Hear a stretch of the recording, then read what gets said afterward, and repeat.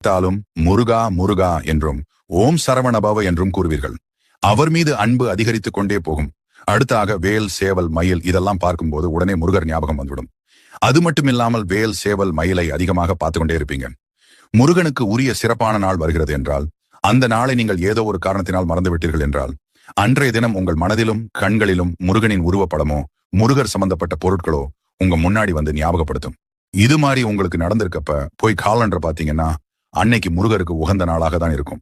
விசாக நட்சத்திரம், கிருத்திகை, செவ்வாய்க்கிழமை, சஷ்டி இது மாதிரி ஏதோ ஒரு நாளாக இருக்கும்.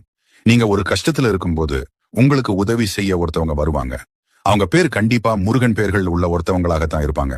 அடுத்து மனசுக்குள்ள ஏதாவது ஒண்ணு போட்டு குழப்பிட்டு இப்ப நம்ம எடுத்திருக்கக்கூடிய இந்த முடிவு சரியா தப்பான்னு குழம்பி தவிக்கும் போது உங்களுக்கு கந்த சஷ்டி கவசமோ கந்தகுரு கவசமோ இல்ல யாம் இருக்க பயமே அப்படிங்கிற முருகப்பெருமானுடைய வாசகமோ இல்ல முருகப்பெருமானுடைய படம்